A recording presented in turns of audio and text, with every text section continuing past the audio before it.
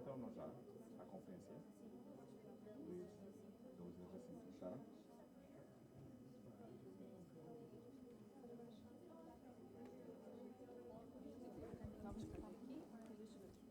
A funcionária.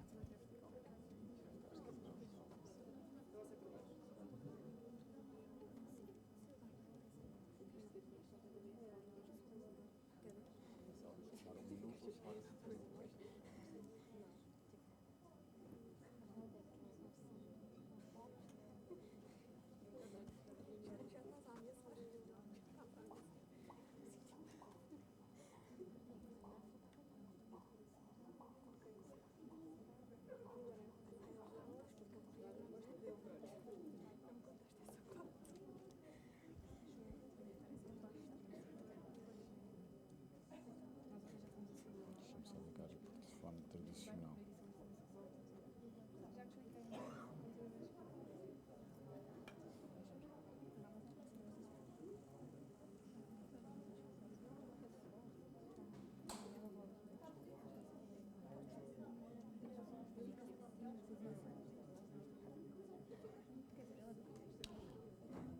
Estou a pensar, quem é a Elizabeth Paiva, não é a Elizabeth das Águas? Oh, André, as águas vêm aí, não vêm? Eles disseram isso, não disseram? Mas se calhar vou buscar só um copo de papel. Não te importas? Dá-me um copo que eu... Podes começar. Aqui em Chega. Elizabeth. Obrigado. Só agora que pensei. Não é Elizabeth Paiva. Obrigada das águas.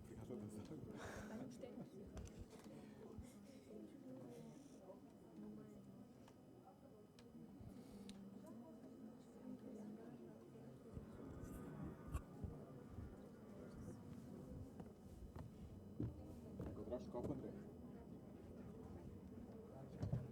A arrecadação.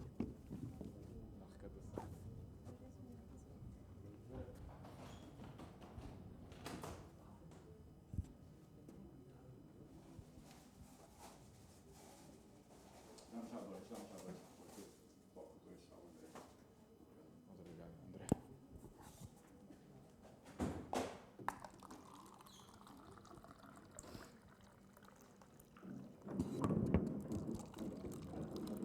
Sim, obrigado. Espera aí, deixa-me só entrar com os copos. As duas mãos ocupadas. Obrigado, André.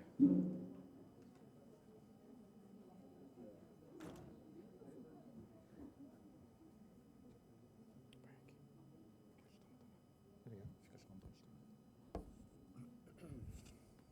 Vamos começar? Bem, boa tarde a todas e a todos.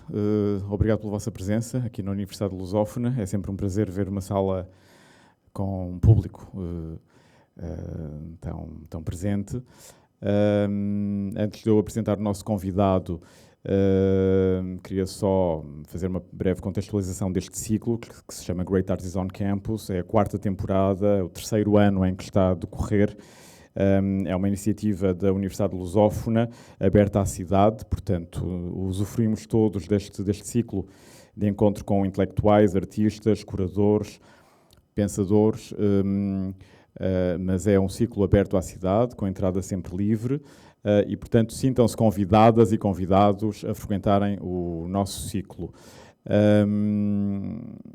Amanhã recebemos Basílio da Cunha, às 6 da tarde, cineasta importante, radicado na Suíça, e que nos vem apresentar um filme maravilhoso chamado O Fim do Mundo, sobre bairros autoconstruídos e demolições decretadas pelos poderes dominantes. Portanto, não podia ser mais atual em relação ao que assistimos em Loures há muito pouco tempo, na Grande Lisboa.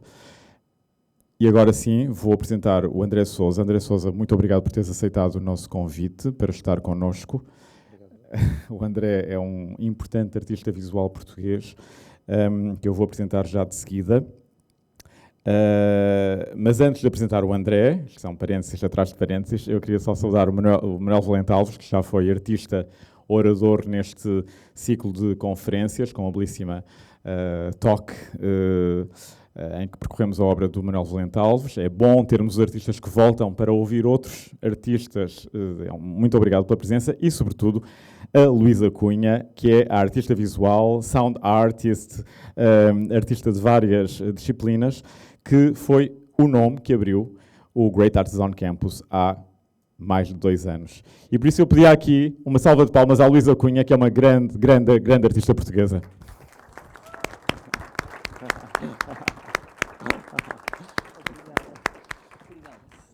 É uma honra termos a Luísa Cunha connosco. O André Sousa, e vou ler uma biografia muito breve, é um artista nascido no Porto, em 1980, vive e trabalha entre Porto e Frankfurt, na Alemanha. Estudou Artes Plásticas na Faculdade de Belas Artes da Universidade do Porto, tendo-se formado em 2003, e desde então apresenta trabalho regularmente.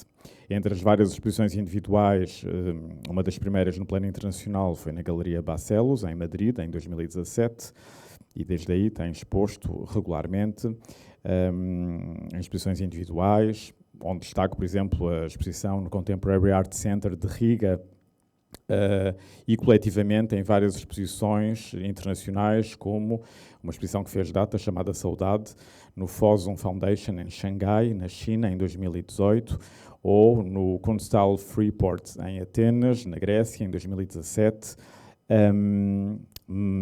entre outras exposições, como por exemplo 12 contemporâneos, estados presentes com curadoria de Susan Cotter e Bruno Marchand no Museu de Serralves, no Porto, em 2014, uma exposição que marcou o tempo. O André Sousa é co-responsável do espaço gerido por artistas chamado Pêssego para a Semana, em 2002 e 2007.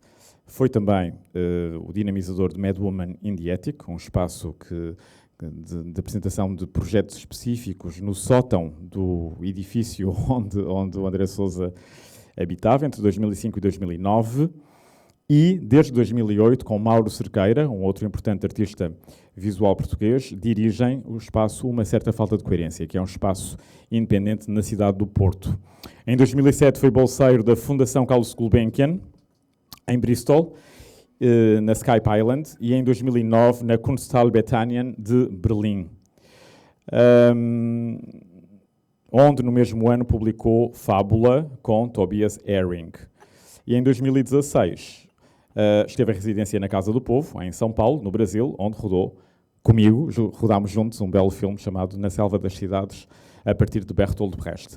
Enfim, termino com esta nota, mas, sobretudo, o André Sousa vem da pintura, vocês vão ver esta viagem que ele nos vai oferecer, e a partir da pintura pensa o cinema, pensa a instalação, uma série de campos que são aqueles em que tem desenvolvido trabalho. André Sousa, obrigado mais uma vez por teres aceitado o convite, a palavra agora é tua. No final temos um debate com a plateia para perguntas e respostas e partilha de opiniões. Obrigado, André. Eu acho que, se puder, André, posso usar este microfone em vez do outro? Se a pilha acabar, eu passo para aquele. Mas não me quero escutar atrás da mesa nem do computador. Primeiro, também quero agradecer a todos por estarem presentes, tantos alunos, primeiro à Lusófona, por criar este momento que acho que é realmente importante para os estudantes, sim, claro, mas muito importante para os artistas que têm, de quando a quando, a oportunidade de, junto, de uma forma coletiva, pensarem o seu trabalho e se não o pensarem, no dia-a-dia, são forçados a pensar nestes momentos de apresentação, relacionando com coisas antigas, e com o trabalho dos outros colegas que também estão presentes. É uma honra, no meio da plateia, ver bons amigos e artistas que admiro. Eles sabem disso. Eu acho que este convite do João vem no seguimento de eu acredito, de uma admiração, mas também de uma longa amizade, mas também de um acontecimento que é a exposição que está a acontecer neste momento no Porto e que termina no sábado, dia 12 de outubro, onde eu apresento uma peça que é aquela que está na divulgação da exposição. Da exposição não, na divulgação desta conversa. Quando o João me pede um título para a conversa, eu tive que apoiar-me nessa peça, chamar-lhe O Palácio do Sol. O Palácio do Sol não é o título da peça, mas foi talvez o que motivou a peça. E eu gostava de começar então a falar do trabalho que está nessa exposição, de uma forma completamente livre e aberta, mostrar de onde é que ele vem, o que é que acontece e quais são as expectativas que eu, enquanto artista ou criador, tenho ao fazer uma coisa e depois como é que eu próprio me surpreendo ou não com as coisas. Uma forma muito aberta de falar também da gênese desse trabalho, mas também daquilo que é como dizia eu ontem, almoçando com uma amiga, ela pergunta-me, mas estás satisfeito com o trabalho? E eu disse, sim, eu não quero parecer que não estou satisfeito, mas há coisas que já faria diferente e há trabalhos que vivem muito disso. Há mais ou menos um ano atrás, estava em Lisboa de passagem, tinha vindo aqui também ver acho que foi mais ou menos no mesmo dia, ver uma apresentação de Pedro Barateiro, e depois mais tarde comprei um livro, um clássico, Metamorfoses, do Ovídio. Quem estava comigo riu-se, tu agora vais ler isso. E eu, logo na viagem, atrevi-me. E é um livro fascinante, não é? É uma descrição dos deuses à imagem dos homens e do modo como eles nos devolvem toda a violência e toda a violência como resposta à insatisfação e à não correspondência do desejo. Já tinha o convite para a exposição, Lúcido Devaneio, que estava a acontecer que ia acontecer no Porto. Tinha-me proposto a fazer um trabalho novo. Os curadores, quando Rafael Fonseca e o Aishu, quando me convidaram para participar nessa exposição, onde estão cerca de 20 artistas, como muitas vezes acontece em Portugal, convidam-nos dizendo, mas não há meios de produção, nós vamos ter que trabalhar com algo que já existe. E eu, sabendo que estava na minha cidade, conhecendo os meus meios de produção, pedi tempo perguntei primeiro se havia algum trabalho muito específico que quisessem mostrar, porque eles é que eram os curadores, e não havendo, pedi tempo para fazer uma proposta. Conhecendo bem o espaço, rapidamente percebi que naquela galeria, que é quase comparada a um longo corredor com apenas uma parede lateral, eu queria contrariar esse ponto de fuga com uma grande vertical. E essa solução, ou a solução da forma para aquela tenda, pirâmide, veio no momento em que eu andava a rever, porque estava a organizar imagens, rever trabalhos antigos. Tinha visto um trabalho feito com as cortinas do ateliê, quando estava em Berlim, em 2009.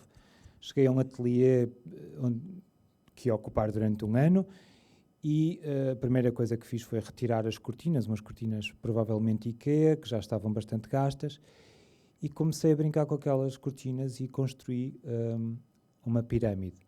O exercício é muito simples, é muito próximo daquele que fazemos quando construímos um avião de papel, dobrar os cantos do topo da folha para o centro, em torno de um eixo, não é?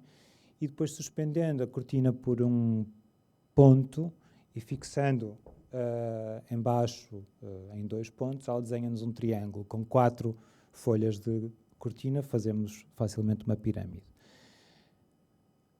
Essa peça, que tinha 3 metros de altura, voltou à memória.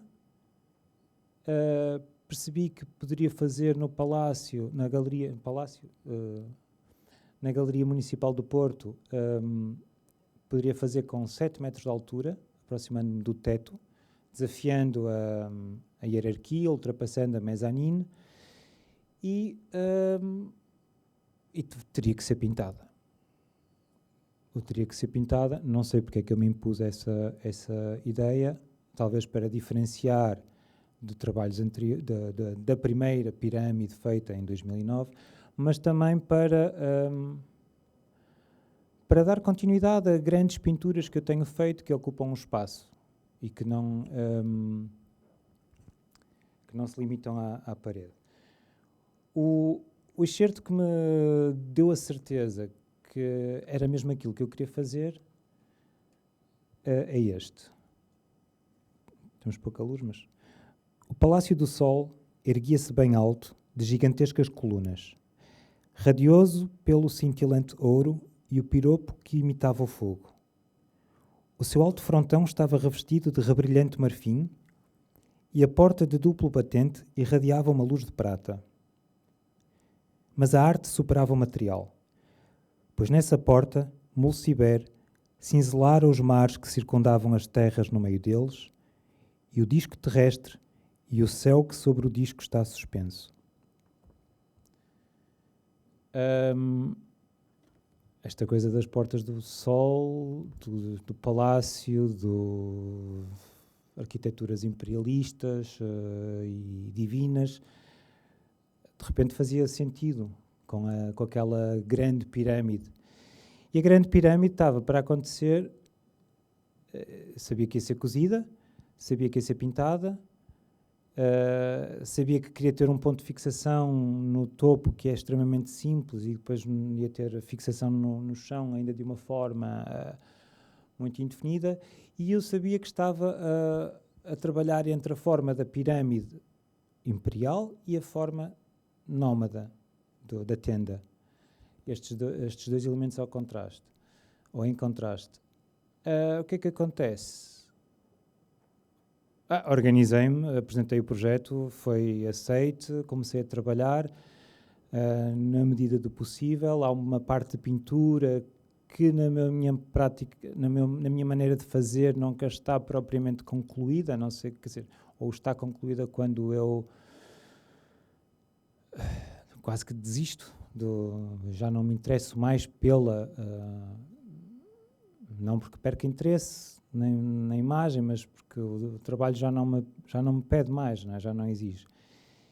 E comecei a preparar a instalação. Foi extremamente fácil montar, um único gancho no teto, e o problema veio depois, foi a fixação. A peça ficou com caráter de tenda e eu gostava que ela tivesse uma leveza diferente. Ela está agarrada ao chão, tem a forma da pirâmide, mas não tem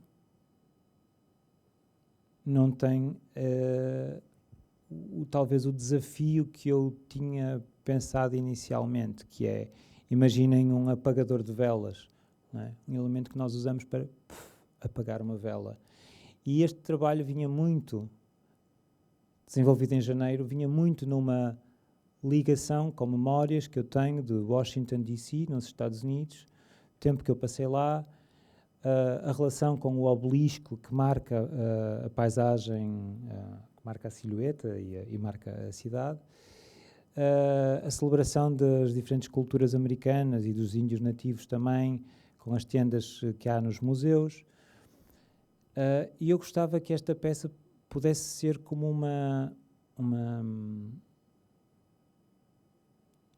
um apagador, uma pequena tenda nómada que, aplicada sobre o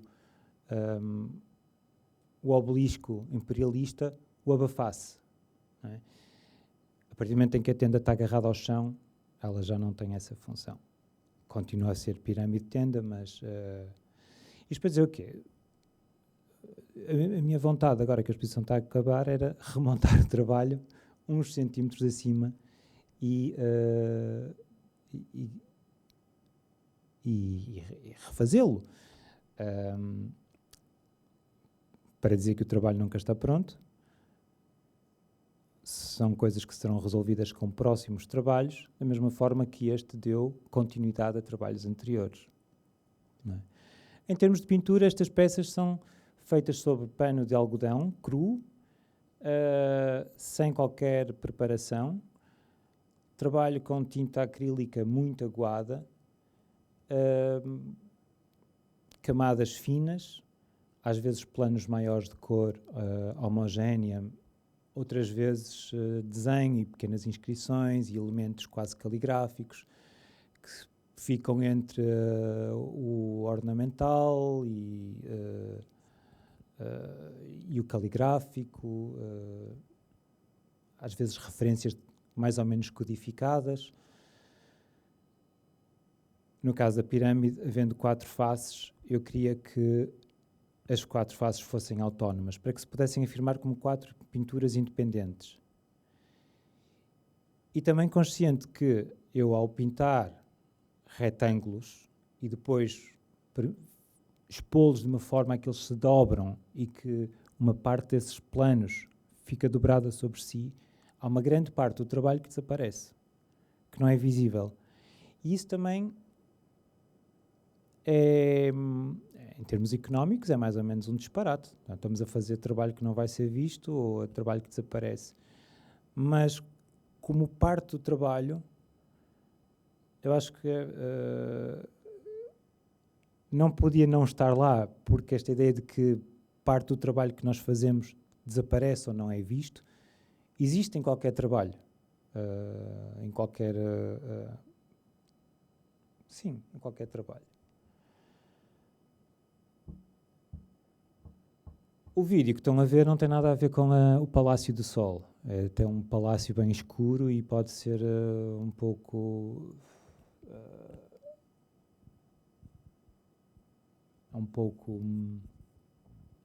intrigante, não é? Porque é que em tempos tão agitados o artista se mete dentro da caverna outra vez.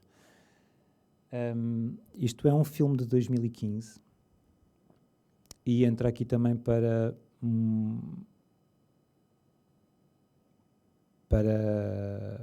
quê? Para eu não me esquecer que a minha relação com o trabalho, com o fazer, ela ramifica por várias técnicas e vive muito de reações, não é? Da mesma forma que eu reagi a um fragmento de texto e a uma imagem de um trabalho antigo e ao espaço, também reagi a este espaço no Gerês, uma fenda perto de um lugar chamado Covid. Entramos na fenda da montanha e vamos fazer um percurso entre 2 paredes de granito que ganham um caráter de corpo e de pele muito forte, também pela forma como foi filmado, e apesar de isto ser paisagem, eu acho que a partir deste filme poderia facilmente falar sobre o modo como filmei atores ou corpos ou os movimentos que faço de câmara nos filmes, em outros filmes, não é? Mas depois esta peça de 2015 é uma forma muito... Foi uma forma, não foi nada forma, ela resultou, ela veio ao encontro de uma experiência muito forte, que é o lugar da paisagem, querer regressar e filmar várias vezes. Isto foi filmado com uma câmara na mão, sem Steadicam, sem drones, sem câmaras de GoPro, sem nada, sem estabilizadores, mas com uma câmara na mão, fazendo um percurso performativo, tentando segurar a imagem, tentando enquadrar, tentando relacionar-nos com a paisagem, ao mesmo tempo fazendo exercícios que são próximos do da escalada e que são, por isso, desafiantes para o corpo e contrários à ideia de segurar uma câmara, não é? E eu propus-me a esse exercício várias vezes e depois escolhi os planos contínuos inteiros que achei que teriam um resultado melhor, se bem que é muito difícil fazer um plano contínuo num lugar destes sem que não haja um tropeção. E se uns falham num sítio, outros falham no outro, mas depois temos que fazer a opção. Este entrar na gruta e sair da gruta pode ser uma banalidade dizer isto assim, mas era a coisa mais próxima com a ideia do nascer e de morrer, com foram experiências próximas naquele momento em que, em 2015, eu tinha acabado de perder 2 avós e, ao mesmo tempo, tinha nascido a minha filha e perceber que havia a mesma beleza que se encontrava no parto ou no nascer também estava na morte. E sendo que nós estamos mais do que, quer dizer, claro que nós associamos a morte a uma ideia de tristeza e o nascimento a uma ideia de felicidade e de promessa, mas quer os 2 momentos estão carregados de beleza e também de coisas feias, não é de coisas feias, mas isto é, são completamente... já sabemos isso, quer dizer, estar agora aqui a falar do ciclo da vida em vez de falar do meu trabalho. Mas não interessa, essas coisas são realmente importantes. E andar neste lugar é isso.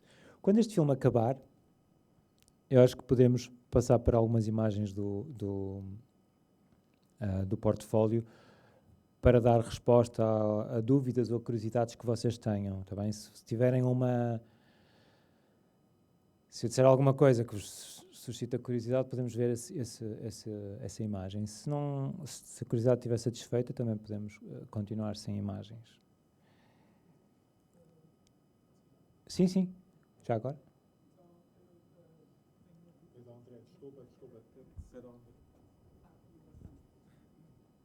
André, podemos ter o som do microfone. Obrigado. Então, quero agradecer por estar aqui. Gosto muito deste vídeo, deste filme que tem. Queria saber qual é o nome do filme.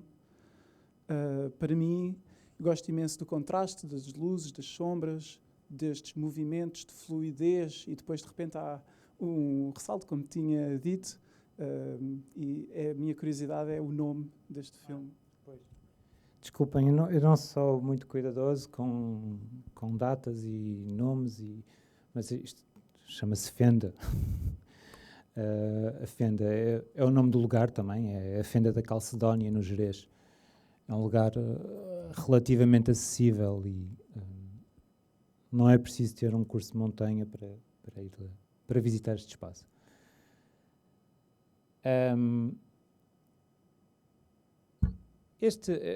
Esta caverna de 2015, de certa forma, liga-se àquele videozinho do cavalo que estava a acontecer quando vocês entraram. E que é uma experiência totalmente diferente. E que começou como um pequeno exercício, uma pequena brincadeira, quer dizer, de edição. Nunca foi mostrado como em contexto expositivo, nem em contexto de cinema. Acho que foi mostrado uma vez, assim, de forma mais ou menos acessória, numa pequena televisão, no momento de lançamento do Via Láctea, em Guimarães, 2012. Mas aquele vídeo foi feito com 4 ou 5 fotografias, feitas com um telemóvel Nokia, daqueles pré-iPhone, num museu em Washington, outra vez, com esculturinhas de cavalos do Degas, e na imagem aparecia sempre refletido a luz da câmara do telemóvel. Houve um trabalho de edição de imagem, claro, não é? Preto e branco, tintar de vermelho, e depois houve um jogo que foi de posicionar a imagem no plano do vídeo em função daquela luz refletida no vidro e dar-lhe o centro. Damos o centro a esse ponto de reflexão e a imagem acaba por ser deslocada. Aquilo, de repente, transformou-se numa animação, não é? E aquele ponto negro, que era um ponto de luz, mas aqui está negativo, transforma-se num furo, numa situação de caça. E eu penso que voltamos a um exercício de caçada fora da caverna, não é? Também se liga ao universo dos índios. Os índios decoravam os seus tipis, as suas tendas, com com cavalinhos, com cenas de caçadas. E esse uso da pintura interessa-me também. Isto é, não é só o Degas que está no museu, não é só... é também a pintura feita pelos índios, é também as descrições de pinturas aborígenes num livro do Bruce Chatwin, é também os grafites na rua, ou texturas. Quer dizer, acho que há mais pintores na sala e todos eles se identificam com isto. Quer dizer, as nossas referências não vêm só de um sítio. Haverá outros que possam contradizer isto, mas nós vamos buscar a diferentes pontos. Esta necessidade de fazer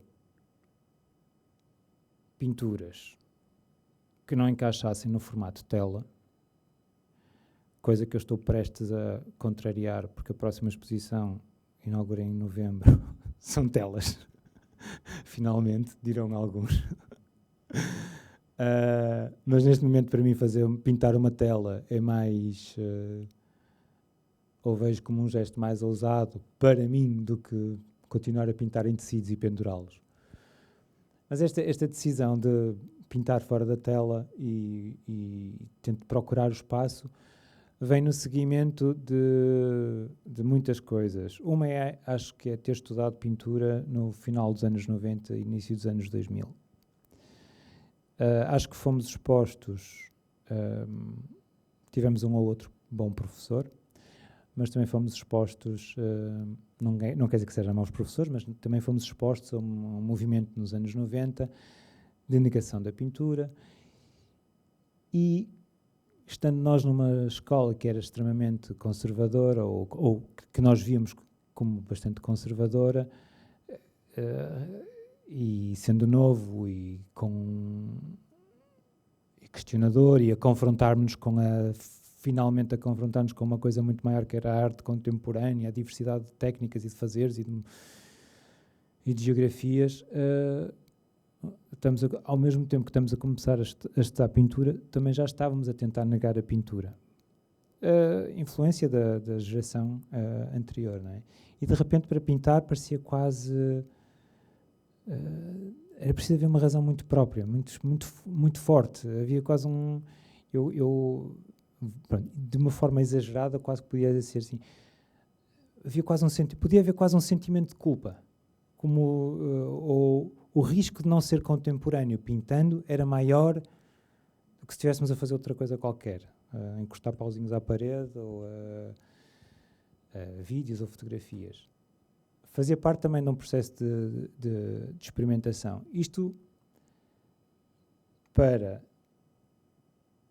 descobrir mais tarde, foi preciso acabar o curso, fazer uma espécie de período de nojo, passado 2 ou 3 anos, voltar a pintar. Primeiro umas pinturinhas pequeninas, em papel, de uma face e outra, como se fosse um papel moeda, cara e coroa, uma imagem que nega a outra, uma imagem que desafia em valor a outra, contrariar também a ideia de pintura que vai para a parede, que se vai para a parede vai ter que negar a outra. E de repente, não é de repente, mas em 2008 estou comigo a fazer uma exposição na Horta, na Ilha de Faial. Era uma pequena galeria, uma exposição comissariada pelo João Silvério, num projeto chamado Passagem, numa pequena galeria do Museu da Horta, onde ia pouca gente, onde se podia entrar virando o pescoço para um lado e para o outro, rapidamente víamos toda a exposição, e eu percebi que essa era o que o meu problema não estava tanto no objeto de pintura, mas estava na tradição de objetos na parede e no entrar no espaço e rapidamente ler a exposição e sair.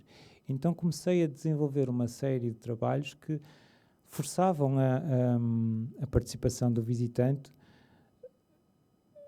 quer dizer, forçar, que é isso, forçar a participação? A partir do momento em que estamos a ver e a gastar tempo com aquilo, já estamos a participar, mas implicava que caminhassem, implicava que fossem à procura, que fizessem um percurso, que se relacionassem com ou sugerindo relações. E essa exposição acontece, então, no centro da sala, quer dizer, sem aquilo que seria normalmente o lugar de uma escultura, mas era uma instalação com uma cerca de aquelas cercas de museu que fazem com que as pessoas não se possam aproximar dos quadros, ali não virada para a parede, mas virada para o centro, e depois uma série de objetos e de pinturas e de estruturas que vinham de outros contextos.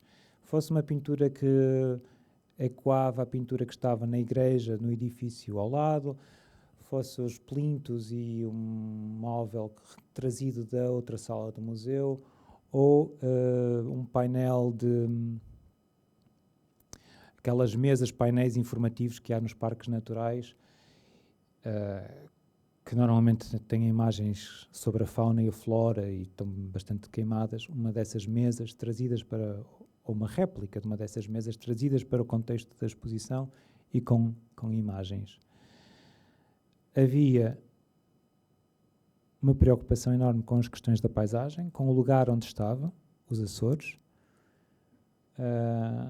um território sobre o qual tive uma fixação grande durante muito tempo, e havia também uma preocupação enorme com as coisas as formalidades do fazer arte, fazer exposições, essas tradições, essa ideia, essas estratégias de valorização dos objetos, não é? Depois havia gestos simples, como uma pintura podia ser um plano, uma placa de madeira pintada de uma única cor e em cima haver os vidros de um farol encontrado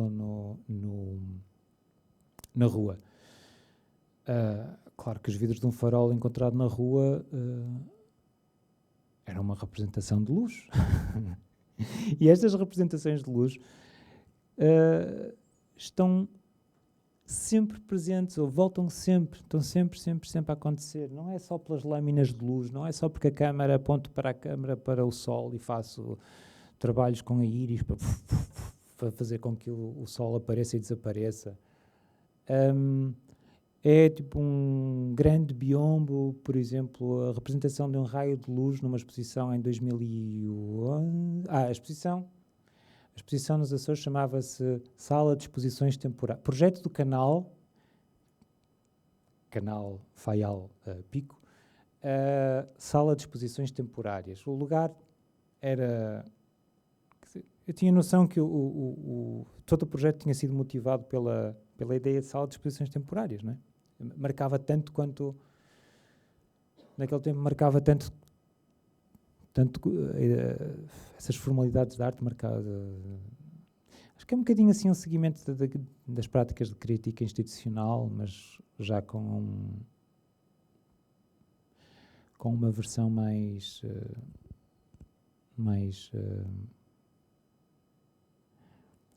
as estéticas toscas e o lo-fi e o DIY e por aí fora. Estava a falar do raio de sol.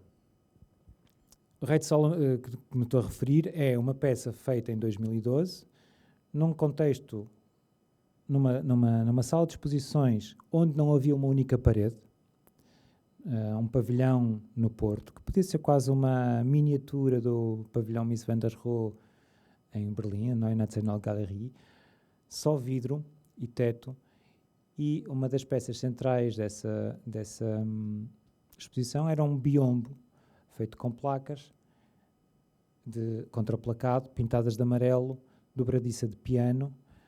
As placas foram cortadas e, se nós planificássemos o biombo, ele dava um longo triângulo.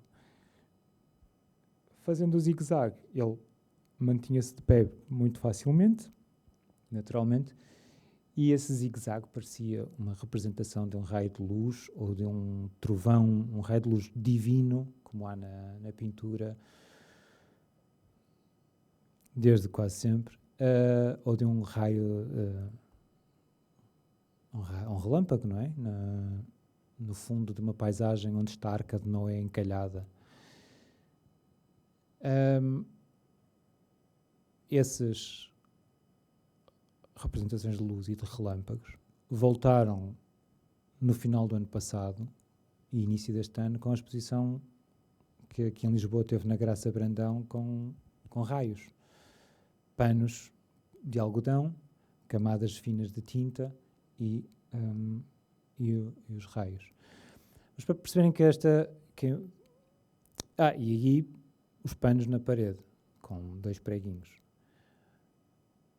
Para perceberem que o olhar andava tão atento à paisagem como ao interior do museu,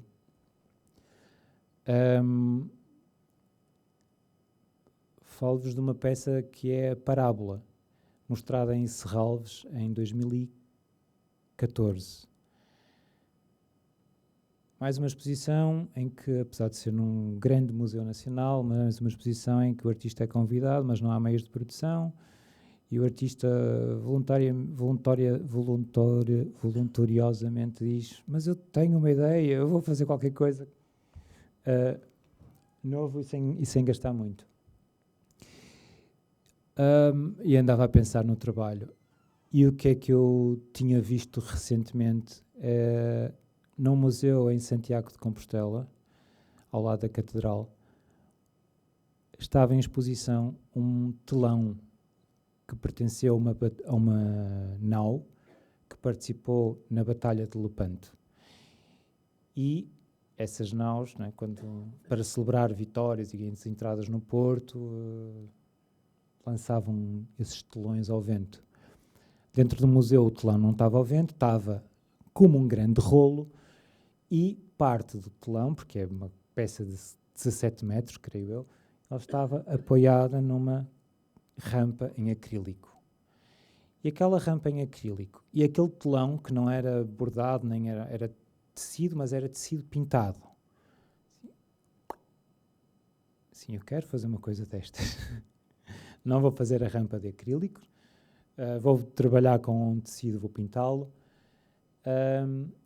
E então arranjei um longo tecido de, creio que 29 metros e lancei-o no espaço do museu, quase como um exercício de trapézio, apenas usando 2 ou 3 barras, tubos de cobre suspensos na horizontal, com cabos de aço, numa sala com claraboia, e a pintura vai acima e desce, e vai acima e desce. Parece que está ali a fazer um exercício de circo, não é? Que muitas vezes é o que nos é pedido. Claro que estava consciente que estava a fazer um trabalho que se ligava com o outro, com o telão, com a ideia celebratória de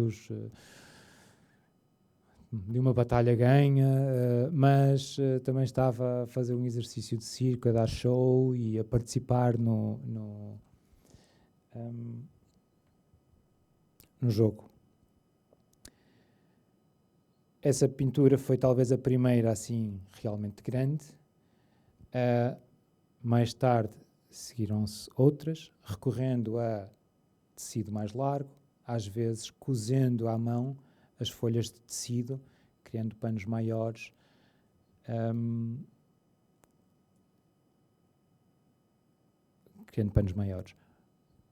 Trabalhar com a largura do rolo era também para mim uma parte importante do trabalho,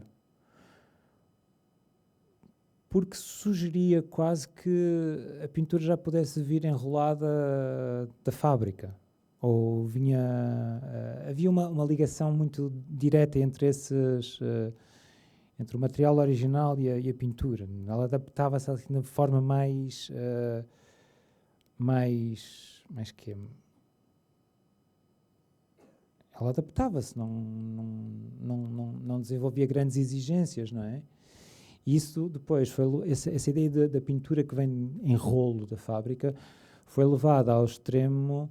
Talvez numa peça que fiz na Galeria Nuno Centeno, numa sala grande, numa sala ou em duas salas da galeria, na parte de trás da galeria, onde há uma parede que não toca o teto. E fica uma falha de, se calhar, de 5 centímetros entre o topo da parede e o teto. E essa falha tem 3,5 metros. Então eu fiz passar uma dessas pinturas, que pousada no chão, outra vez em rampa, como se fosse um half-pipe, ela sobe à parede, passa pelo outro lado e deste outro lado.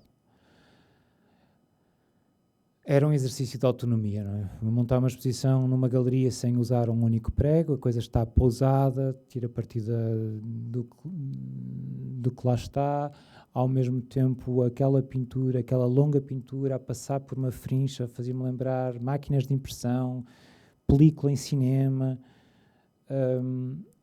ainda por cima, numa das salas eu tinha optado pelo preto e branco, uma pintura só preto e branco, e no outro lado tinha pintado com as cores todas. E de um lado tinha uma espécie de muro a preto e branco, a representação de um pote de 3 pernas, uns restos de ossos, ou sugerir uma fogueira apagada. Do outro lado tinha a representação de uma praia ou areia, depois uma linha de água, ou uma porção de água, e do outro lado, já distante, uma montanha que se erguia, e sol, e tudo radioso.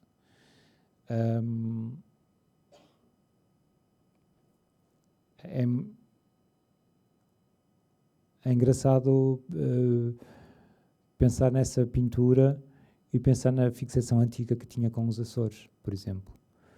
É engraçado pensar nessa pintura dividida por um muro que quase que sugere um lado a cores e um lado a preto e branco, quase como se fosse um lado pré-vida e um lado pós-vida, e ali um intervalo qualquer. Todas essas coisas vão estando presentes.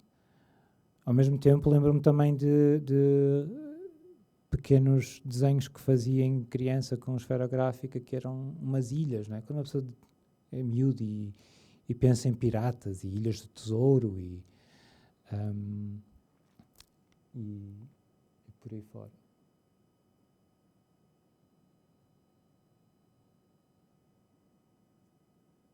Estamos no cabeço do monte.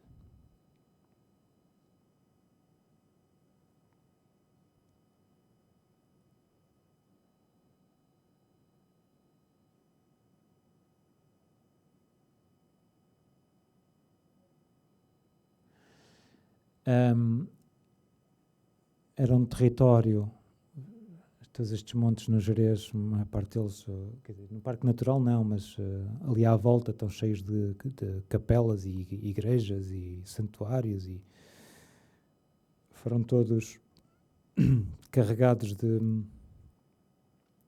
cristandade.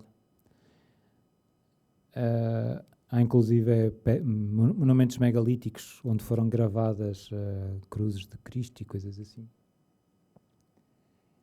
E são lugares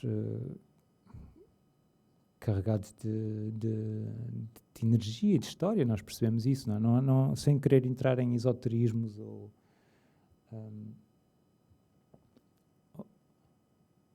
por aí. Muita desta relação com o Sol e o Sol negativo apareceu em 2007, talvez, lendo os textos do Jorge Bataille. Havia um livrinho na Círio Alvim, que é o Anos Solar, que foi extremamente marcante para mim. E naquele tempo. E lembro-me também que este Sol não era só o Sol real, não era só o Sol que cega. Era, por exemplo, estar a ver uma exposição do Hélio Oiticica com uma escultura amarela suspensa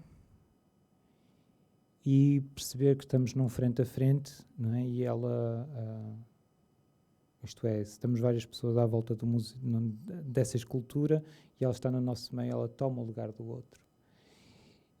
E tudo isto vai informando a nossa relação com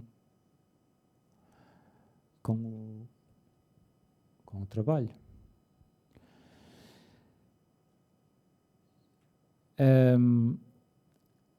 Vocês já perceberam que eu tenho um gosto por desafios como este, que é, por exemplo, decidir, vou falar sobre o meu trabalho sem me apoiar nas imagens, uma a uma, ou sem seguir uma ordem cronológica. Vou-me propor a pensar em voz alta frente a uma plateia, com todos os riscos que isso tenha, seja que uns vão achar muito aborrecido, outros acharão mais interessante, mas faz parte de... poderia ser, uma vez mais, poderia ser mais eficaz e iam todos para casa mais satisfeitos se eu seguisse a ordem cronológica e as imagens, preferencialmente feitas por fotógrafos profissionais, mas nós vamos continuar por aqui. Vamos entrar na fenda novamente e temos que regressar. É uma canseira. Este filme foi mostrado pela primeira vez no Cinema Passos Manuel, no Porto, e depois, logo a seguir, num projeto aqui em Lisboa, na Escola das Gaivotas, numa noite dirigida pela Susana Pomba, que era a Old School. E no dia da apresentação deste filme, convidei um amigo para musicá-lo, o João Santos, o Christine Fowler, com um projeto chamado Christine Fowler, que esteve a musicar o vídeo ao vivo. Mas o vídeo não tem tal como aquela pirâmide que está agora em apresentação, eu acredito que ele não tenha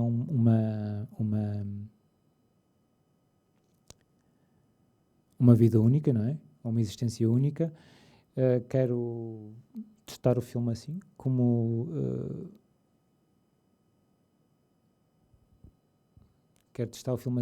é que eu gostava deste filme? Eu gostava que este filme tivesse uma batida de 167 batidas por minuto, não é? Que é mais ou menos o ritmo cardíaco de um bebê, de um feto.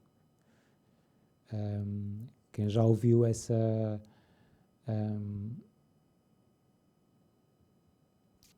ao vivo, não é? Quando é encostado uma sonda e um microfone e se ouve o ritmo cardíaco, é uma experiência bastante marcante.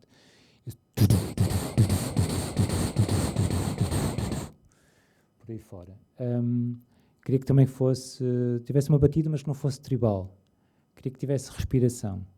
E eu fiz este percurso cheio de microfones de contacto, acreditando que podia aproveitar algum ruído. Não. É mais ruídos de raspões do que de respiração. Mas interessava que este vídeo tivesse uma voz. Quer dizer, claro que isto é um plano subjetivo, claro que há alguém que vai ali a segurar na câmara, claro que não é um tubarão, é um plano subjetivo. A voz está lá, ou o olhar está lá, mas queria que ele tivesse uma voz, uma respiração, e se calhar este modelo de falar enquanto o vídeo está a correr pode ser uma das soluções.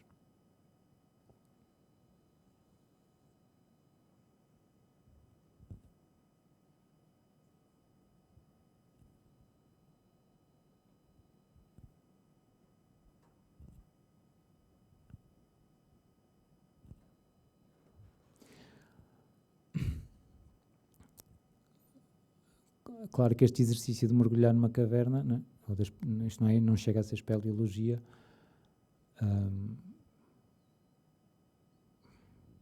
é uma metáfora simples do que é percorrer os caminhos do pensamento, ou procurar as descidas ao Averno, não é? A descida à porta de acesso ao inferno, e coisas que estão bastante representadas. Foi curioso ver, nunca me tinha percebido disso, mas numa expressão que tu também viste, sobre o Apocalipse, ou representações do Apocalipse, há bastantes representações essa porta que dá acesso ao ao inferno, essa descida aos infernos. Aqui não sei se há uma descida ao inferno ou se há uma viagem até ao primordial.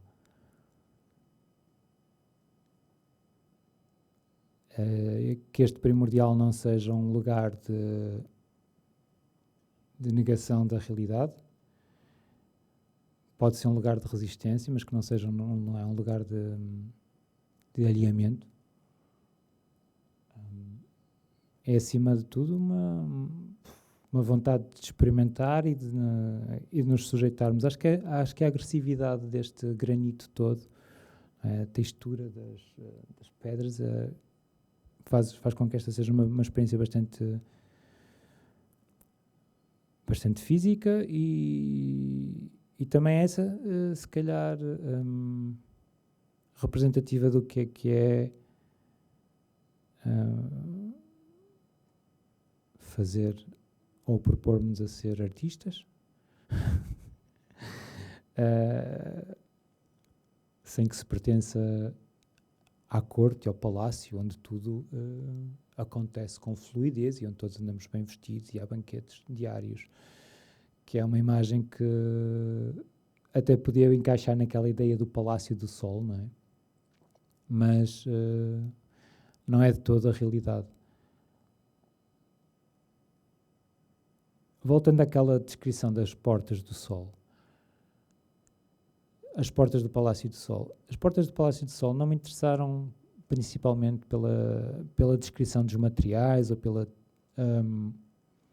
pela ideia de palácio divino. Acho que para isso não é... Podia ter, se assim fosse, teria resultado se calhar numa investigação sobre arquitetura templar, sobre Heliópolis, e não é isso. É que naquelas portas do Sol, nas portas do Palácio do Sol, as portas do Sol em Madrid, nas portas do Palácio do Sol estava representado o disco terreno e o disco celeste sobre o qual o disco celeste que está suspenso sobre o terreno. E esta representação do mundo como dois planos, como, quer dizer, ainda tão inocente e tão simplista, continua a ser fascinante. Porque é fascinante porque é inocente e há uma certa beleza na inocência. Ao mesmo tempo, se nós virmos que está a acontecer temos em tempos de negação da ciência, de desrespeito da ideia de cultura, parece que estamos a tender outra vez para este entendimento do mundo como um lugar plano, não é? Plano sim, porque é hiperacessível, podemos chegar a todo lado sem grandes obstáculos, mas em breve estaremos a acreditar novamente que a Terra é plana e que, lá está, e que como dizem no Rei Leão, não é?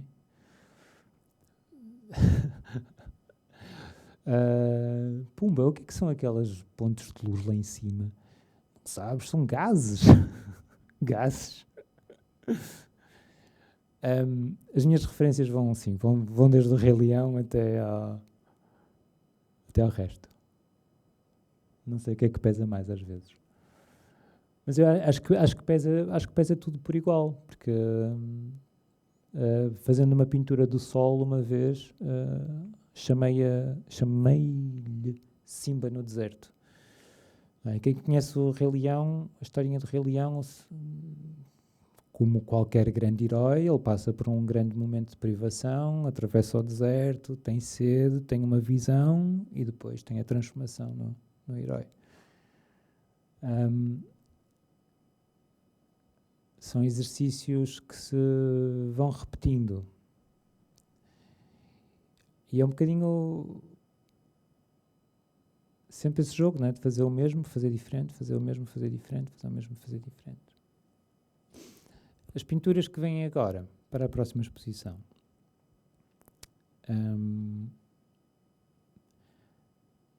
Não foram informadas pelo Rei Leão, mas foram informadas por um desenho feito pela minha filha mais nova. Um desenho inacabado, onde desenhou uma cascata. Riscos verticais, azuis, mas fazendo uma divisão na tela, não é? Quase que podia ser uma pintura de Barnett Newman, assim, uma faixa vertical, outra faixa vertical, um branco, mas azul, claro que as cores nunca seriam.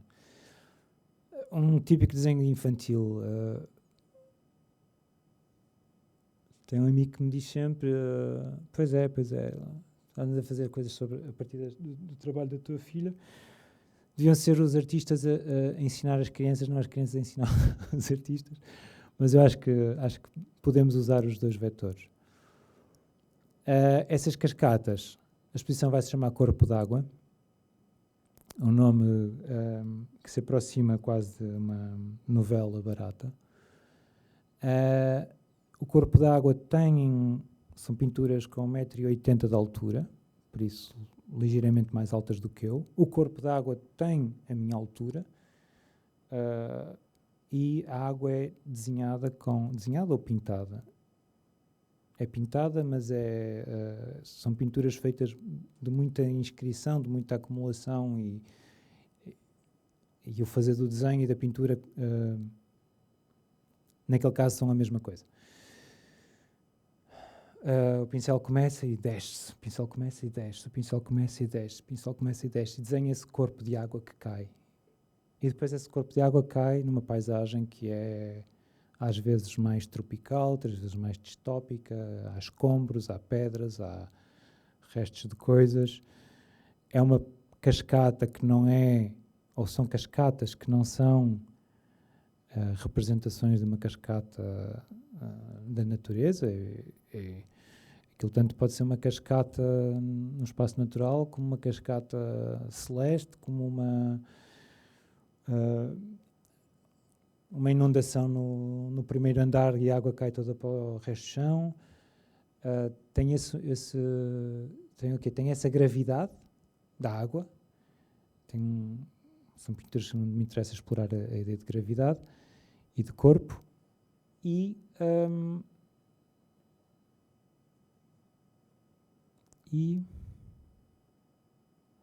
ideia de ruído, porque não é a representação de uma cascata. Vão ser muitas cascatas, vão estar lado a lado. Pela composição, é uma imagem que são quase variações da mesma. E interessa ler a parede quase como se fosse uma tira,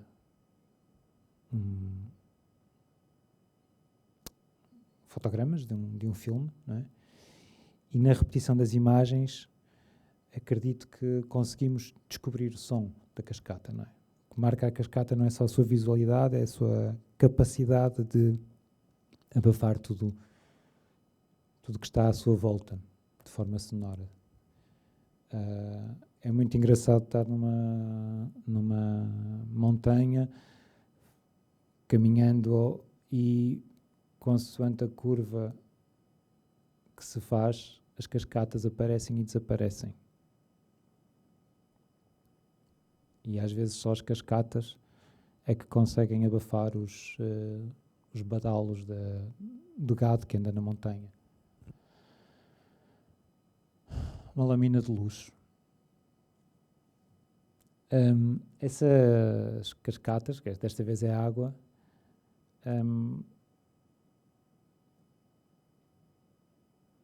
esta exposição chama-se Corpo d'Água. A anterior que fiz no mesmo espaço chamava-se O Fundo das Águas. Esta é sobre um espaço, sobre a água, um corpo de água, não uma massa de água. Um corpo de água na vertical. Acho que a ideia de corpo aqui é mesmo para sugerir a verticalidade. Quando pensamos em massa de água, ou corpo de água, imaginamos sempre uma superfície mais horizontal. Mas o Fundo das Águas foi uma exposição anterior, onde houve já uma tentativa de regressar à parede. mas apoiada na ideia de lago. Então, como a galeria era um espaço, uma sala bastante ampla, não é tão ampla quanto esta sala onde estamos aqui, mas tem este tipo de proporções. Entrando na galeria, resolvi construir um passadiço semelhante aos pontões que há nos lagos, para entrar no lago. Então, como essa era a única entrada na sala de exposições, nós somos levados de imediato ao centro do espaço expositivo. As pinturas estavam, de facto, à volta, e aqui sim nós podíamos fazer um exercício de rotação e ver todas as pinturas à nossa volta, como se fossem a outra margem do lago. Esta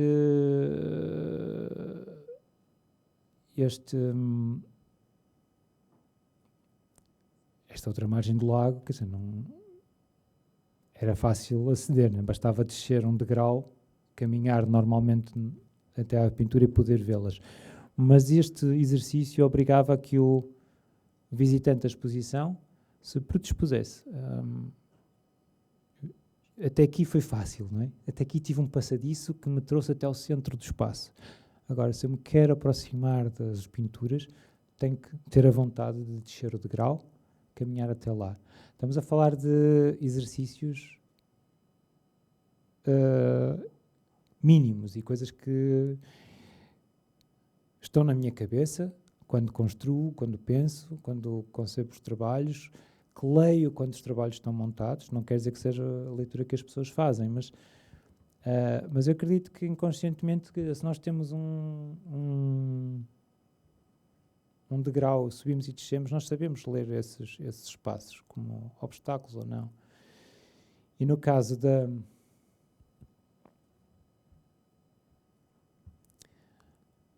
dos lagos e da água, isso é muito claro, não é? Nós vamos ao mar e o mar é muito bonito, nós sabemos que é prazeroso nadar no mar, mas é preciso respirar, não é? Ganhar a coragem de entrar e de mergulhar.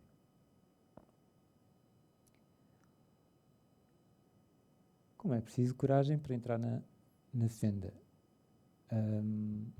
Que pode ser muito assustadora se estivermos sozinhos ali pela primeira vez, mas se virmos que há crianças que também fazem este percurso com facilidade, deixa de ser assustador.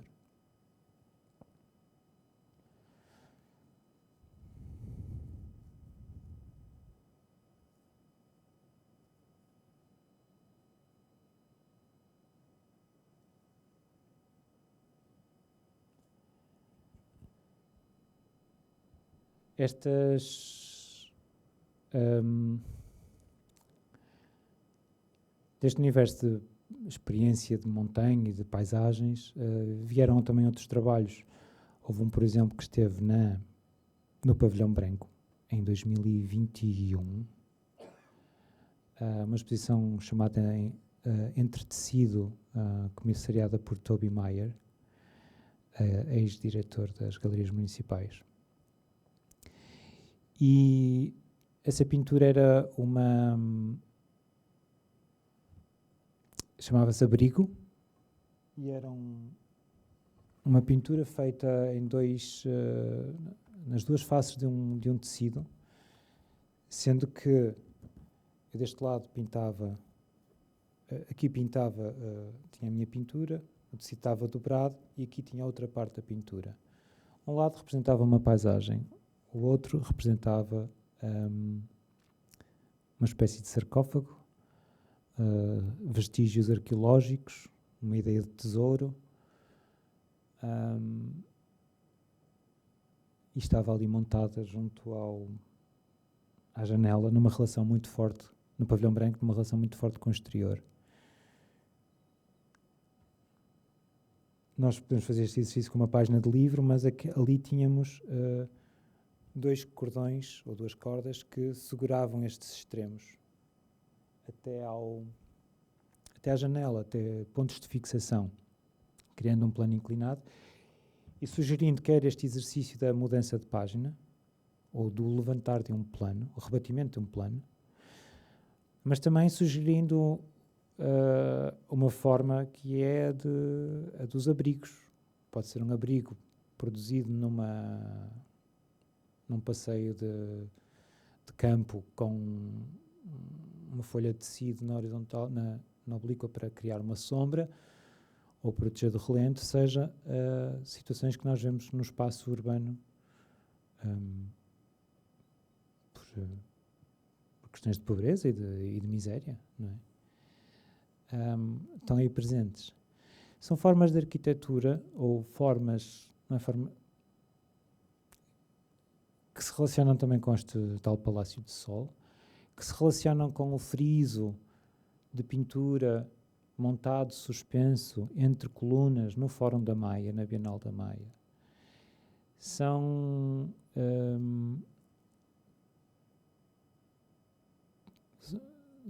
exercícios que se ligam também, por exemplo, a uma escultura que replica, ou várias esculturas que replicam a arquitetura, isto mais de anos, 10 anos atrás, esculturas em MDF pintado que replicam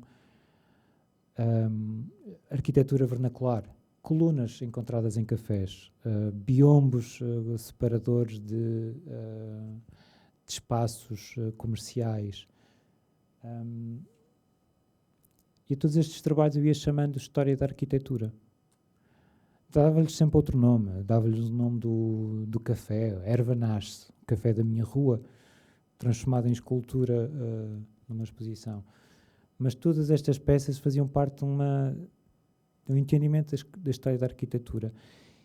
E esta História da Arquitetura, na verdade, enquanto título, foi unicamente usado uma vez na cisterna da Faculdade de Belas Artes de Lisboa, numa performance, no lançamento da revista Marte, em 2007 ou 2008, numa performance onde eu embrulhei-me no tecido de uma tenda, por isso, evocando a arquitetura, embrulhei-me no tecido de uma tenda, estive deitado no chão da cisterna, aquele espaço imponente.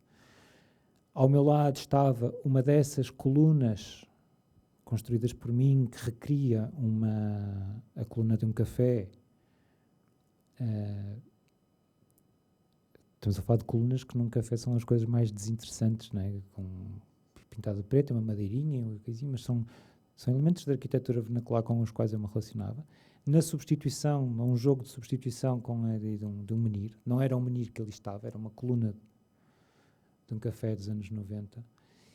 Eu deitado no chão, embrulhado num tecido de tenda cinzento, como se fosse uma pedra caída. E no fundo, na parede do fundo, intermitente, estava o sol fotografado no topo da Ilha do Pico, 2.351 metros de altura, não é? De altitude, ponto mais alto de Portugal.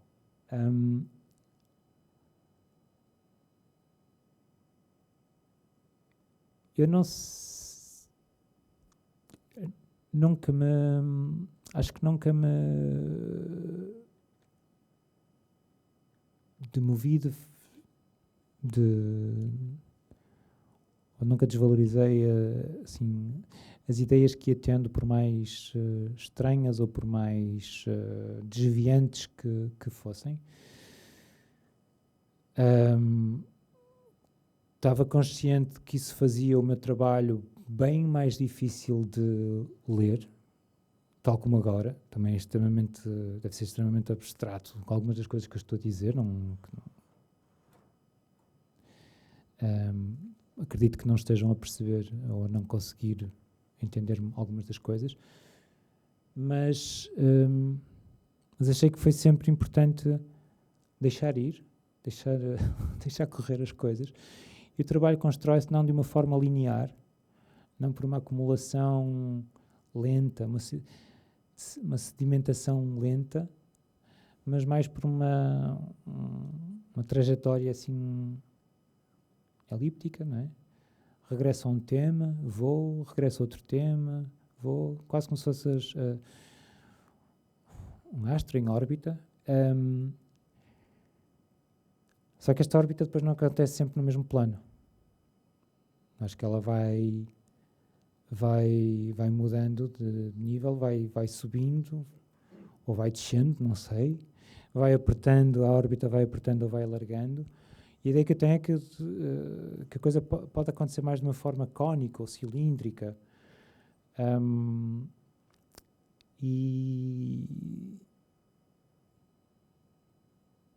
leva mais tempo, talvez, mas acredito que o trabalho começa a ganhar, começa finalmente,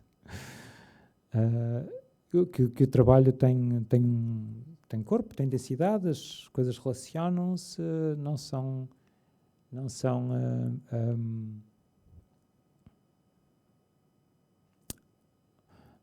despropositadas, ou isto é, ou deixa ser despropositadas, depois mais tarde pensa-se nisso, a coisa esclarece.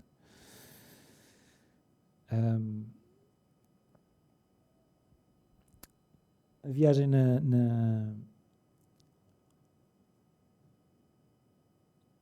na fenda terminou.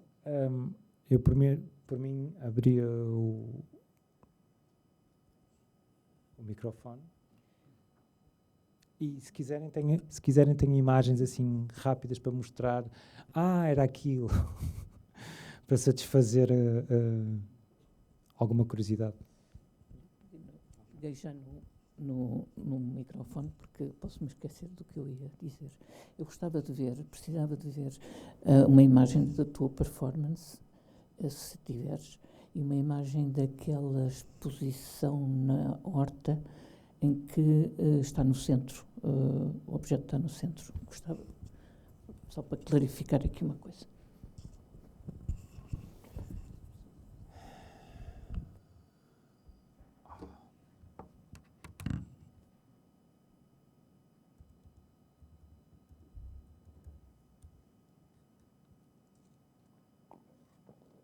André?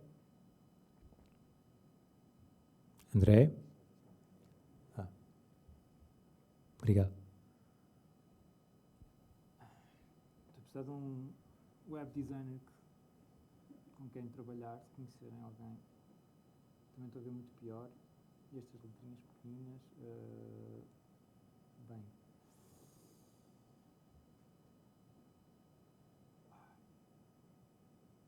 História da Arquitetura. 2008.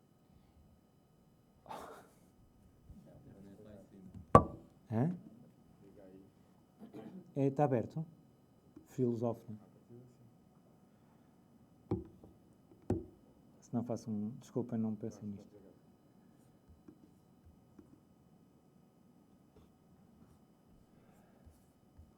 Isto é documentação antiga, não é? Mas isto é na cisterna. Eu estava embrulhado naquela tenda, tecido tenda. E ao lado, esta coluna é feita de MDF, recria na parte de baixo em MDF pintado, parecem azulejos, um frisinho de madeira e depois o resto da coluna de preto. Dialoga um pouco com aquele monolito do 2001 no Odisseia no Espaço, esse tipo de objeto enigmático. E no fundo, esta era a coluna no café, aqui em duas partes, uma fotografia. E no fundo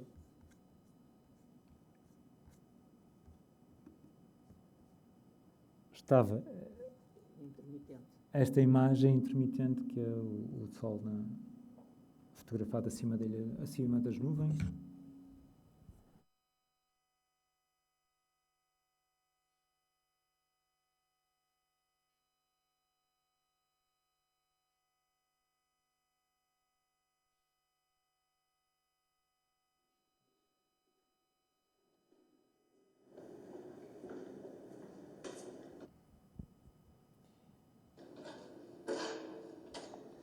Este vídeo foi colocado na net só em 2010 e 2007 e não sei, naquele tempo havia outras preocupações digitais, outros rigores. Isto deve ter sido filmado ainda com telemóveis. Sim.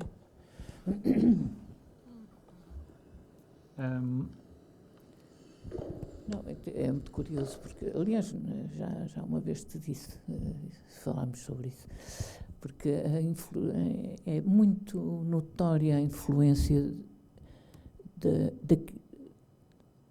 literatura, e não só, mas daquilo que tu lês no teu pensamento, além da atenção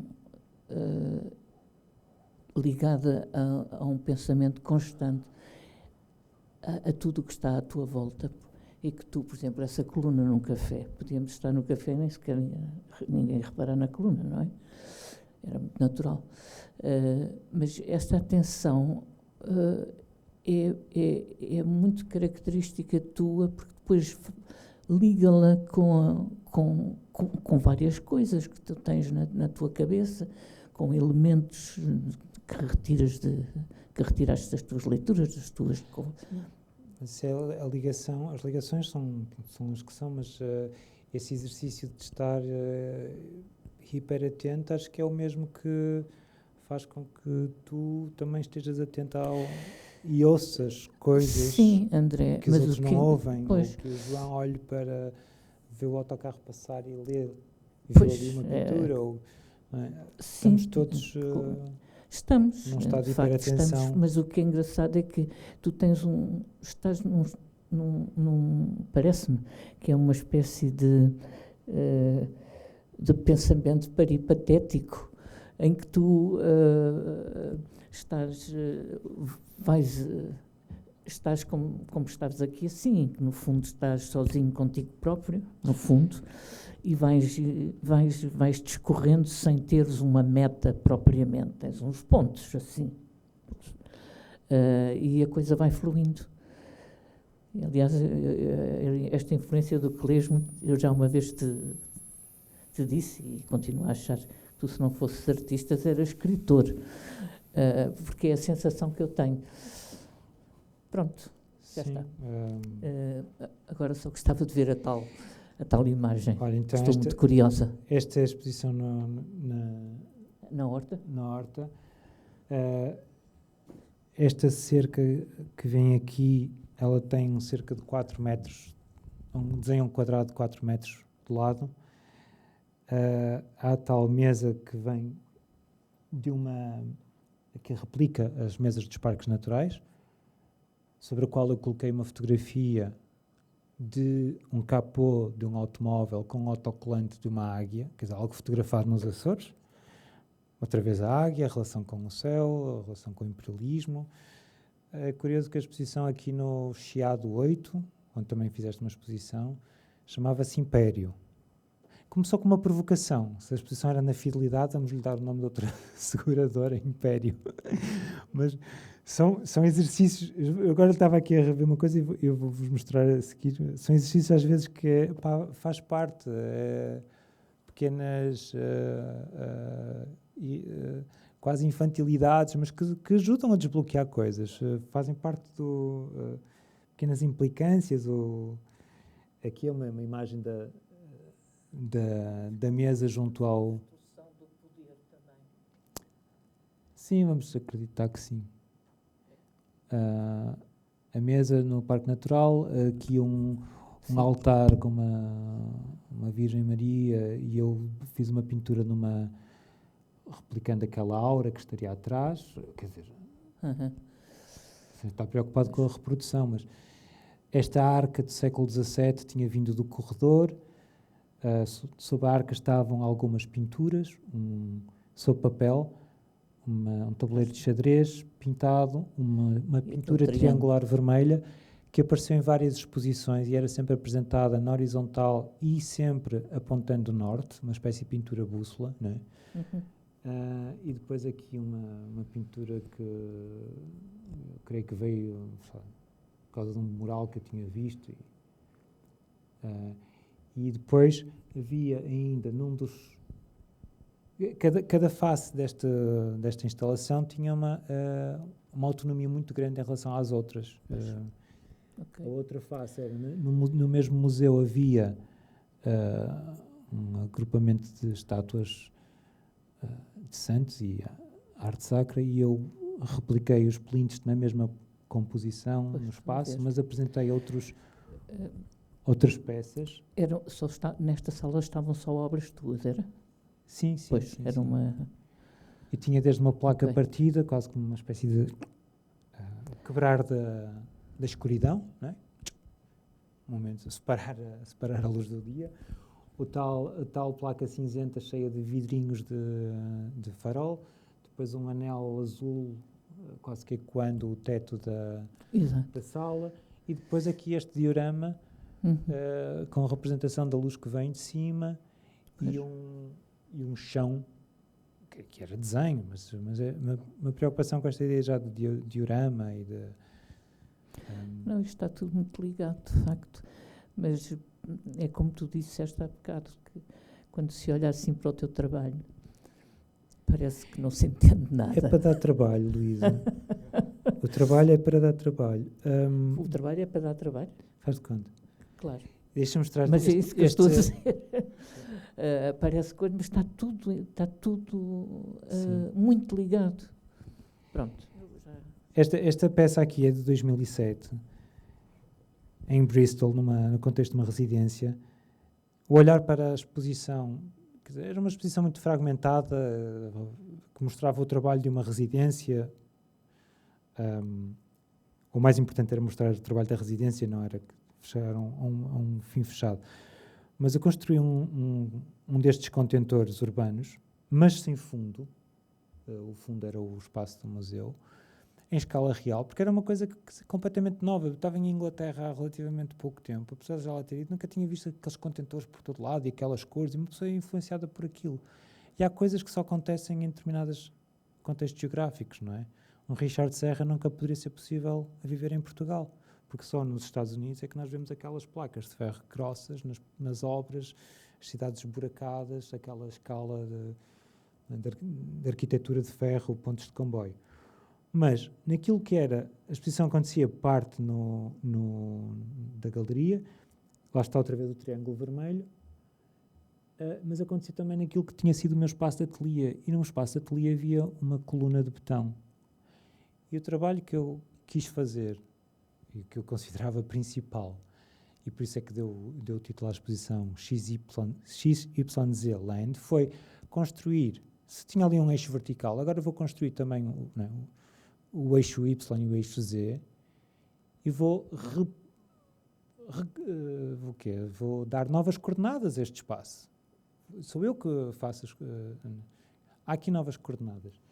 E esta era uma preocupação constante, constante. Não é constante, faz parte da natureza, tentar dar a volta às coisas, tentar ir pelo caminho mais difícil, ver desafios.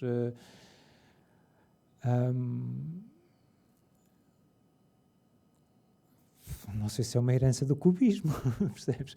Não sei se é uma herança de gestos desafiadores de juventude, mas o sol voltava a estar lá, voltava a estar uma estrela feita a partir de um tapume, que tinha visto num tapume em Moçambique. Quer dizer,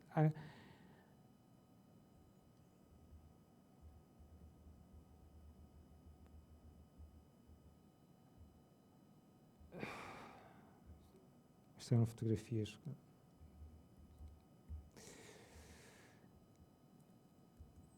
Deixem-me fazer só mais... Se calhar terão alguma curiosidade com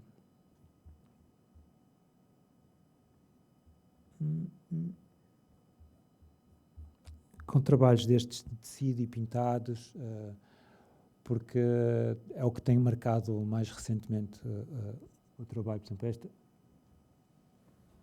esta vez tem anamorfose. Esta pintura, por exemplo, foi feita para este espaço específico, uma galeria em São Paulo, a Luciana Brito, que existe numa casa anos 50, modernista, um espaço belíssimo, de um arquiteto Rino Levi. E eu, sabendo que ia fazer exposição no espaço da casa, não queria nesta casa onde tudo é tudo é meio mágico, queria que a coisa se relacionasse realmente. Então desenvolvi uma pintura com forma de um losango. É tecido em várias folhas que depois foi cortado e cozido à mão. Uma prática artesanal que me interessa, né? A ideia de costura também está sempre associada ao pensamento, associado também ao fazer. O losango agarrava-se na zona baixa, agarrava-se nos seus extremos a elementos da casa, seja a lareira, seja aquelas barras que fazem a separação para as escadas, e no centro ele aproximava-se ao máximo do teto, tentava uma ocupação máxima do espaço. As pessoas podiam passar por baixo e de repente tinham este tipo de enquadramento, que estavam debaixo de uma tenda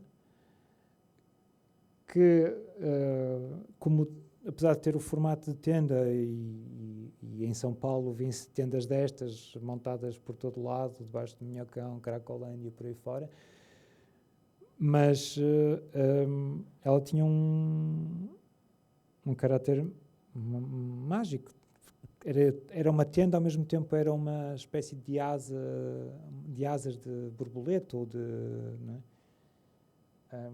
Eu chamei a exposição pince-nez, que é aqueles óculos que se prendiam com uma mola na ponta do nariz, não é? Porque é algo que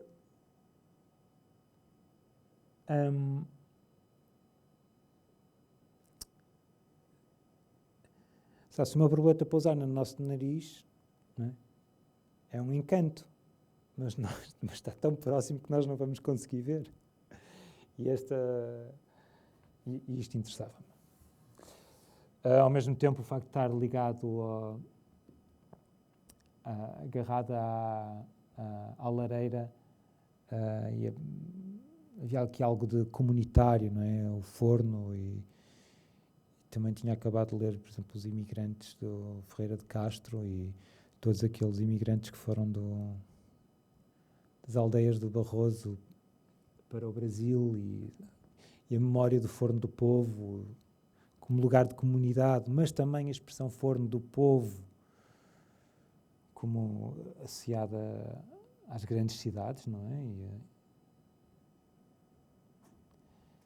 Isto era o fundo das águas, a tal exposição onde se entrava por um passadiço que nos levava até ao centro, e depois as pinturas estavam à volta do espaço. Havia pinturas nas outras paredes, aqui não estão as imagens todas, creio eu. Havia pinturas inspiradas, quer dizer, numa apropriação direta de uma tatuagem que vi num filme do Tiago Afonso, em que um presidiário em Guimarães tem uma tatuagem e diz: isto aqui é o nome da minha mulher, isto aqui é não sei o quê, isto aqui é abstrato. E era isto. Era esta representação de um... Agora podemos ler como um vírus, não é? Mas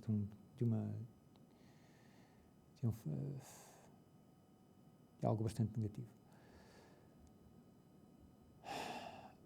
Luzes do Tigre, pinturas sobre papel suspensas. Não foi sobre isto, mas, por exemplo, esta é uma peça curiosa. O Hiroatsu está aqui, está-se a ver ao espelho. Para mostrar um filme numa exposição, construiu em madeira pintada, com representações de sereia, com as estrelas, com uma estrela, com as fases da lua, com paisagem, um cinemazinho portátil, não é? Próximo da ideia dos espetáculos de fantoches e das feiras populares, e se calhar, não sei se a Benedita ainda está aí, houve mesmo um trabalho em Lisboa que era um espetáculo de fantoches, uma performance que aconteceu na rua. E agora decidi abordar o trabalho muito pela via da arquitetura, da relação com o sol, das estrelas, a luz, por aí fora, mas também podia ter falado de questões mais performativas, porque houve um momento em que a performance fazia parte do trabalho. e testar diferentes tipos de performance. Uma performance podia ser uma conferência, uma performance podia ser um exercício próximo da ideia do xamã, uma performance podia ser inspirada num exercício repetitivo do balé, ou desportivo, não é? Ou então este exercício aqui de duração. Tu não tens aulas? Não, eu remato, quer dizer, mas não sei se alguém tem mais alguma questão. Temos que terminar, a hora vai avançada. Alguém quer colocar alguma questão, alguma ideia? Então, André, resta-me agradecer-te por esta conferência. Ficaremos aqui mais tempo contigo, mas temos o limite das horas. Eu queria agradecer-te. Tenho aqui 1000 notas que adoraria e vou com certeza trocar contigo. Acho que o falo da pirâmide e a fenda trazem todo um subtexto psicanalítico. Acho que não, a cenografia, a tua ideia de duplicidade entre interior e exterior, etc. Acho que é uma das obras de arte contemporânea portuguesa que mais trabalho dará quando houver historiadores a sério e críticos de arte a sério a fazerem investigações a sério, não é? É o trabalho de uma vida perceber as pontes entre as tuas várias obras ao longo dos anos. E se há obras que são fáceis de decifrar e de entender no seu curso, a tua é densa, é exigente, e num país como o nosso estará para nascer provavelmente a pessoa que se vai dedicar seriamente ao teu trabalho nessa reconstituição teórica. Obrigado. Peço-vos uma salva de palmas para o André Sousa. Obrigado.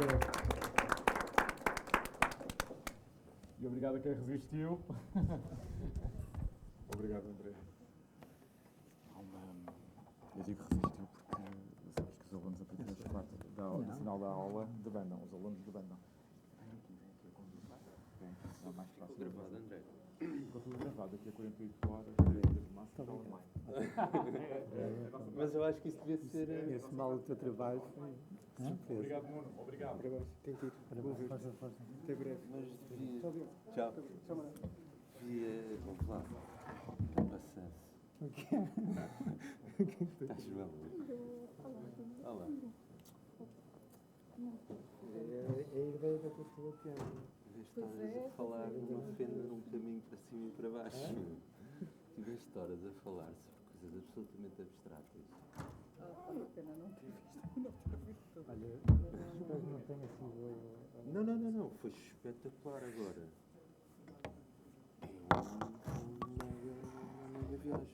É uma mega viagem. Que é bom que é muito importante que tenha ficado gravado. É fixe que tenham gravado porque é informativo em relação ao teu trabalho. Pá. É ótimo. É gravado. Sim, segundo o João, acho que vai ficar disponível.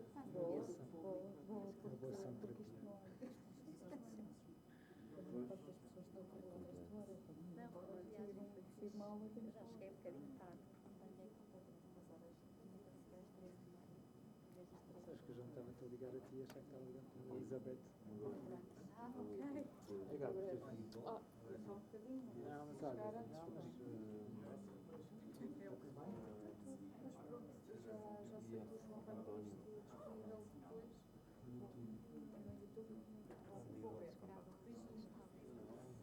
mas outros estão também.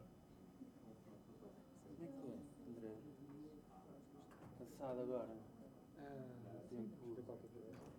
Tenho que ir buscar o António agora. Então encontramos mais tarde. Preciso ir ao rato. Vais lá a casa. Então, mas se quiseres, depois já tens plano. Não, não tenho.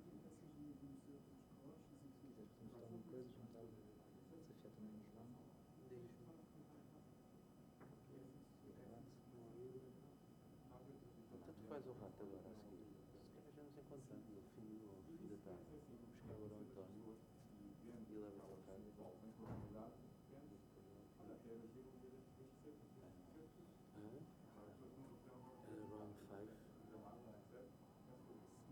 Muito bem. Vai ver como é que a casa está, porque eu se as pessoas fossem embora, Mas falta o seu diretor de curso. Todas as sugestões também.